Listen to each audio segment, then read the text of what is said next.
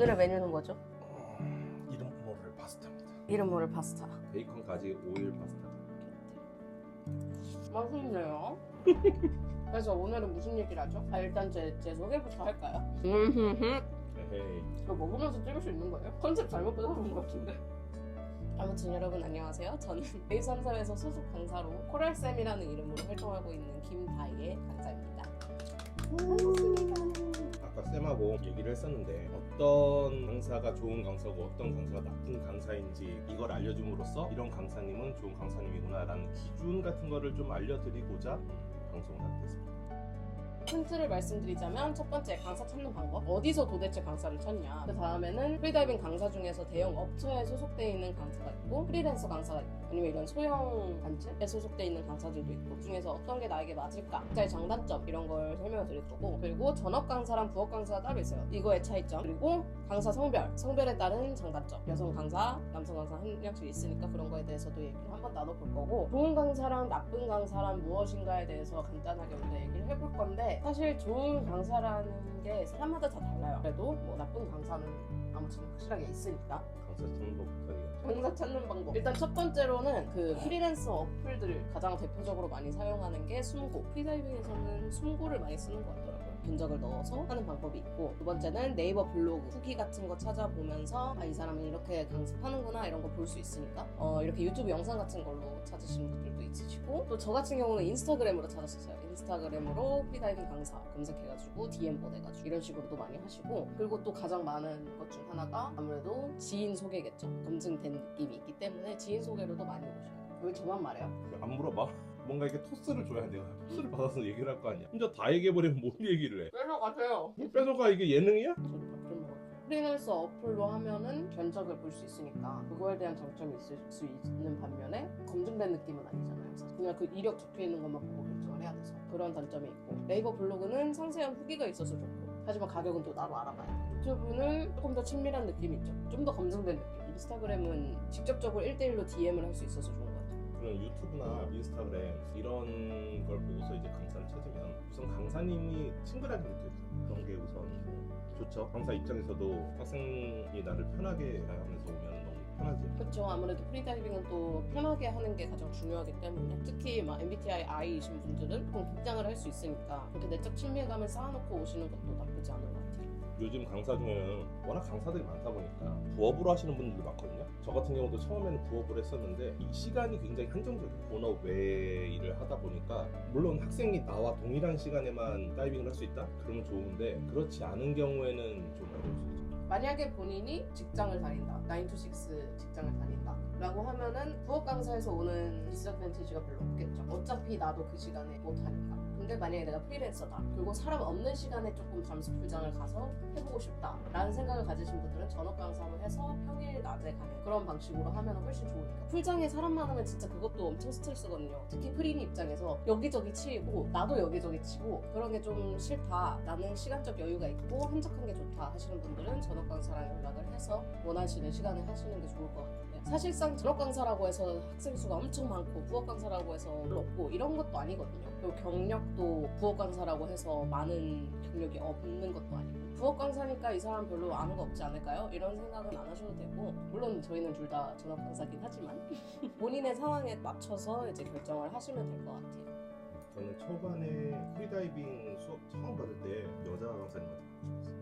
뭐 여자 강사님 내가 꼬시겠다 이런 게 아니고, 그런데 내가 강사를 하면서 보니까 남자 강사를 찾는 사람도 있고 이렇게 여자 강사를 찾는 사람도 있고, 사람마다 이게 성향이 다 다르더라고요. 상관없다고 하는 사람도 있고, 제가 봤을 때는 내가 강사고 내가 성별을 고를 수 있다라고 치면은 난 내가 여자 강사를 더 좋지 않았을까. 남자 강사를 불편해하는 사람도 있는데 여자 강사를 불편해하는 사람은 거의 없거든요. 그래서 저는 여자 강사님들이 좀 더 유리하지 않을까. 여자 강사 입장에서 말씀을 드리자면, 여자 강사도 싫어하는 분들이 있어요. 안전에 관련된 문제 때문에 이 사람이 날 과연 구할 수 있을까? 저렇게 조그만한 연약해 보이는 여잔데? 라는 생각을 하시는 분들이 많아서 많아서 사실 모든 여자 강사님들도 똑같은 강사 과정을 거치거든요. 똑같이 구조 과정도 거치고 아이다의 경우에는 25m에서 사람을 끌고 올라와서 50m를 이제 수면에서 구조하면서 이동시키는 그런 과정들을 통과를 해야지 강사가 발급이 돼요. 사실상 안전에 대해서는 뭐 남자라서 좀 더 수월하겠죠 사실. 좀 더 그 덩치가 훨씬 작은 여자를 구하는 게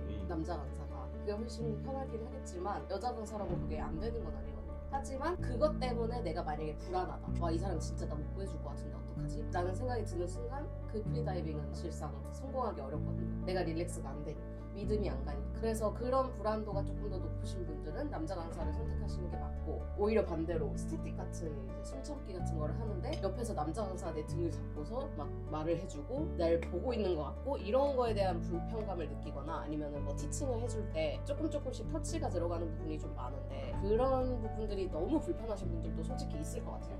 특히 뭐 수트 새로 맞출 때 또 최적도 해야 되고 그것도 남자 강사가 해줘야 되는 경우도 있고, 그런 경우가 불편한 사람들은 이제 무조건 여자 강사들을 찾는 경우가 많더라고요. 내가 뭐에 좀 더 중점을 두고 뭐가 조금 더 중요한가에 따라서 그 강사의 성별은 달라질 것 같아요. 그런 거는 이제 고민을 해보시면 될 것 같아요. 대형 업체에 있는 강사 그리고 혼자서 하는 프리랜서 강사, 이거에 대해서 좀 얘기를 해주시죠.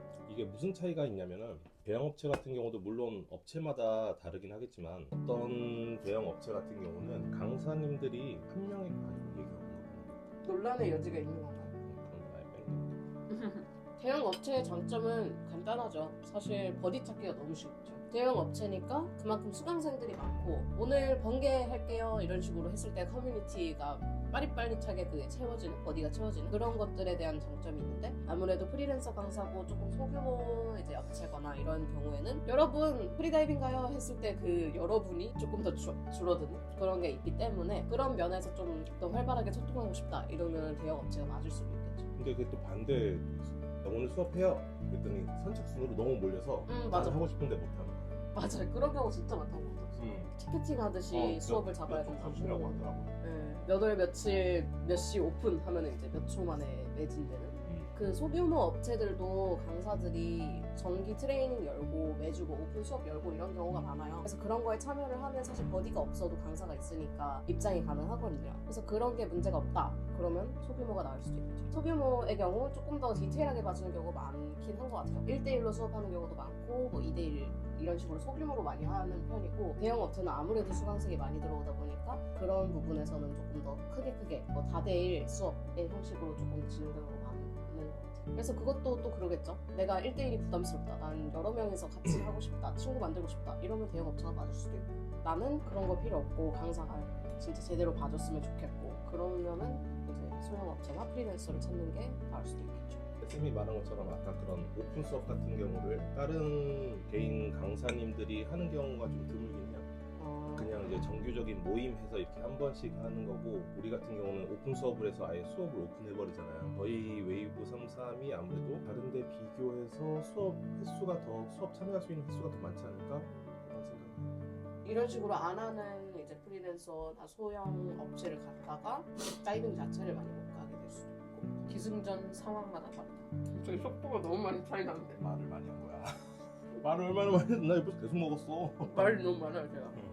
그럼 오늘 주제였던 좋은 강사란 어떤 강사일까? 하나씩 얘기해볼까요? 내가 생각하는 좋은 강사란 뭐 학생 눈높이에 맞춰가지고 진행하는, 왜냐면 강사들은 이미 40m 이상 갈 수 있는 학생들 입장에서 봐서 엄청 고능력자란 말이에요. 강사가 이게 왜 안 되지? 라고 생각을 하면은 안 될 것 같아요. 저 같은 경우도 초반서부터 이제 모태 프렌젤이라 프렌젤이 안 되는 사람이 이해가 안 됐었거든요. 그래서 티칭이 초반에 어려웠던 점이 사실이에요. 엄청나게 많은 노력을 했고 많은 세미나도 가고 많은 강사님이나 트레이너님한테 교육을 받아서 지금 학생들에게 티칭하는 그런 티칭 교육법이 생긴 거죠. 그리고 저 같은 경우는 쌤한테 배웠는데 제가 모태 프렌젤이 아니에요. 프렌젤이 엄청 오래 걸려서 뚫린 케이스여서 쌤은 이제 거의 1대1로 하니까 또 제가 말이 많잖아요. 전 이래서 안 되는 것 같아요. 이렇게 하고 있는 것 같아요. 이러면은 이제 쌤이 또 얘기해주고, 이런 식으로 둘이 같이 성장을 했던 것 같아요. 이퀄라이징 면에서는. 제일 같이 다이빙을 많이 하는 학생이 안 되니까, 그러다가 됐으니까. 이퀄라이징이 안 되는 학생을 엄청 잘 티칭할 수가 있겠지. 쌤은 공감도 되고. 완전 이해되죠. 저는 또 하나 생각하는 게 이 강사가 되면은 거기서 멈추는 사람도 있거든요. 더 이상 공부를 안 한다거나 본인 다이빙을 안 한다던가 그냥 거기서 강사니까 강사 활동만 하는 사람들이 있어요. 물론 그래도 되긴 하는데 이걸 안 한다고 나쁜 강사라는 건 아니고 내가 더 깊은 수심을 가보고 뭐 저지라던가 세이프티라던가 대회 선수로도 나가보고 하면은 학생들한테 얘기해 줄 수 있는 거리가 너무 많아지잖아요. 그럼 학생들도 그걸 간접적으로 들으면서 다이빙에 대한 꿈도 키울 수 있고 전체적으로 좀 장점이라고 생각해요. 경험이 많은 강사니까. 네네, 경험이 많아야 된다고 강사가 된다고 끝이 아니고 저는 강사서부터 시작이라고 생각해요. 강사가 된 다음에 저는 오히려 반대는 아니고 굳이 수심을 늘릴 필요는 없다고 생각해요. 왜요? 근데 우리 40m 가도 솔직히 웬만한 이제 학생들 다 케어할 수 있고 그러니까. 그렇긴 하지. 근데 40m 한 번 찍고 나 40m 찍었으니까 강사 됐으니까 끝? 이건 아닌 것 같아요. 왜냐면 그거 줄거든요 안 하면. 그래서 꾸준히 뭐 트레이닝하고 같은 수심을 계속 트레이닝을 하고 굳이 늘리진 않아도 내가 계속 여길 갈 수 있다라는 검증을 스스로 해야지. 또 레스큐도 연습하고 그걸 하는 게 이제 강사의 책임감이고 강사가 해야 될 거라고 생각해요. 저는 솔직히 처음 강사에 됐을 때 수심 트레이닝 되게 오래 안 했었잖아요. 한 2달 정도? 제가 수업을 하는데 제가 불안하더라고요. 물론 되겠죠. 솔직히 안 되진 않겠지만 내가 수월하게 이 사람을 레스큐하고 수월하게 이 사람 세이프티를 보고 이런 게 훨씬 나으니까 뭐 수심을 늘리진 않더라도 본인 수심 트레이닝을 계속하고 그런 강사가 좋잖아요. 이 모든 게 사실상 한 가지로 연결이 되는 것 같아요. 나를 그러니까 수강생을 편안하게 해줄 수 있는 강사. 사실 편하지 않으면은 저도 뭐 다른 강사님들이랑 다이빙을 해봤고 다른 버디들이랑 다이빙을 해봤고 했는데 정말 편하지 않은 사람이랑 다이빙하면 확 줄어요. 저는 반토막 난 적도 있잖아요. 나를 편안하게 해줄 수 있는 강사를 찾는 게 가장 우선인 것 같아요. 내 최대 역량을 끌어내려면 안전하게 다이빙을 하려면. 근데 우리가 말한 것 중에 공통적으로 이제 품고 있는 게 안전적인 거죠. 안전을 이제 중요시하는 강사. 그러니까 너무 기본적인 거라 이런 강사는 피해라, 이런 강사는 걸러라 하는 것들. 바로 생각나는 게 이제 안전적인 거. 딱 처음 왔는데 슈트를 처음부터 안 입게 하면은 위험할 수도 있거든요. 스테이션 같은 데는 사실 깊잖아요. 네. 근데 사람마다 본인 부력이 정말 다른데 이제 레벨 3 가면 이제 중성 부력 이런 것도 배우게 되는데 그건 뭐 지금 얘기할 건 아니고 내가 어느 수심부터 가라앉게 되는지 몰라요. 그건 강사도 몰라요. 근데 몇몇 분들은 정말 숨을 가득가득 마셔도 5m에서부터 가라앉기 시작해요. 내가 지금 이퀄라이징이 잘 되는지도 모르고 내가 호흡이 어느 정도 되는지도 모르고 이 기압차를 내 몸이 견딜 수 있는지도 모르는데 몇 차 하면 떨어져 버리는 거거든요. 그걸 내가 피닝을 제대로 해가지고 올라올 수 있는 능력이 있는지도 모르고 줄을 잡고 올라올 정신이 있는지도 모르고 그런 상황에서 이 사람을 수트를 안 입혀가지고 이 음성부력 구간을 빨리 오게 만든다? 그거는 진짜 너무 위험한 것 같아요. 저는 요즘 물공포증 있는 학생들이 많잖아. 슈트를 안 입고 안 입히니까 그냥 나온 거지. 물에 들어간 거지. 근데 너무 많이 잠겨. 와. 그러니까 공포심이 확 오는 거예요. 그분은 얘기 들었는데 그날 하루 동안 아무것도 못했대. 근데 슈트가 있었으면 조금이라도 안정이 되지 않을까 마음이.